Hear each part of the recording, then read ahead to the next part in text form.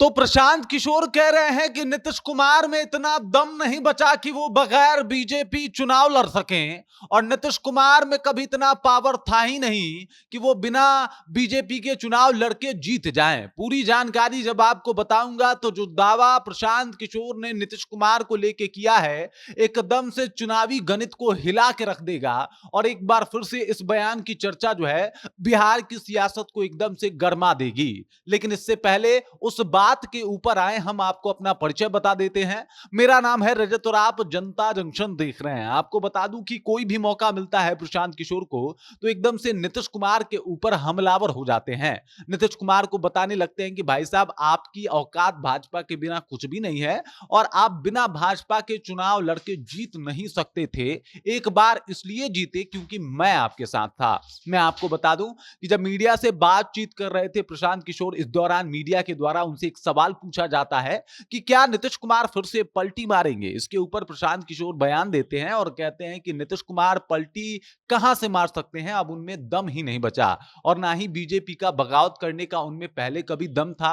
वो जब भी पलटी मारे हैं तो चुनाव जीतने के बाद मारे हैं और उसके बाद ही वो आरजेडी में शामिल हुए हैं। एक बार ऐसा हुआ कि चुनाव के पहले वो पलटी मारे थे और उस वक्त मैं उनके साथ था, तब जाके वो चुनाव जीते थे। मतलब ये सब कुछ मेरा रणनीति था और इसी वजह से मैंने उनको चुनाव लड़वाया था और जितवाया था।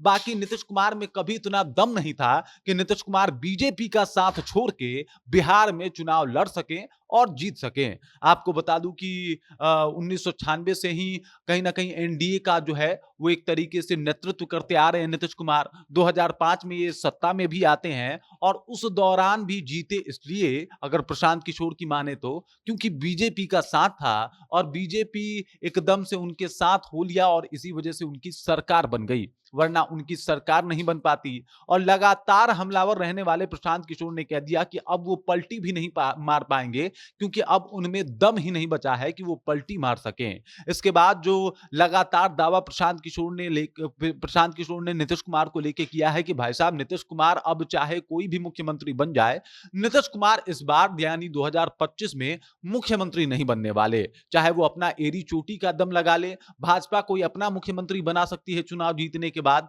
लेकिन नीतीश कुमार मुख्यमंत्री नहीं बनेंगे। चाहे पलटी मार के वो इधर से उधर चले जाएं, कहीं भी जाएं, एकदम से अब उनका कुछ भी नहीं हो सकता।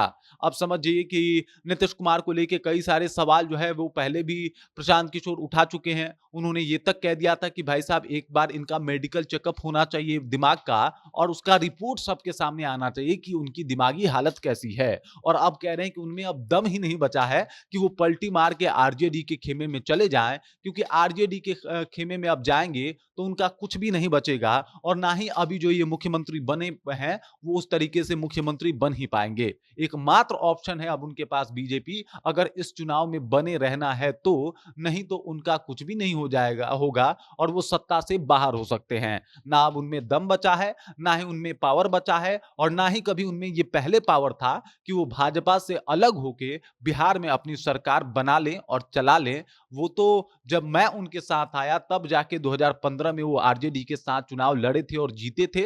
वो सब कुछ मेरी रणनीति थी और अब उसके बाद आगे ऐसा कभी नहीं हुआ। जब भी वो पलटी मारे तो भाजपा के साथ वो चुनाव लड़े, जीते और उसके बाद पलटी मार के जो है वो तेजस्वी यादव के साथ गए, आरजेडी के साथ गए। उनका अपना जो है एक कहा जाए तो उस तरीके का वर्चस्व कभी रहा ही नहीं कि वो राजनीति में स्टेबल तरीके से काम कर सकें।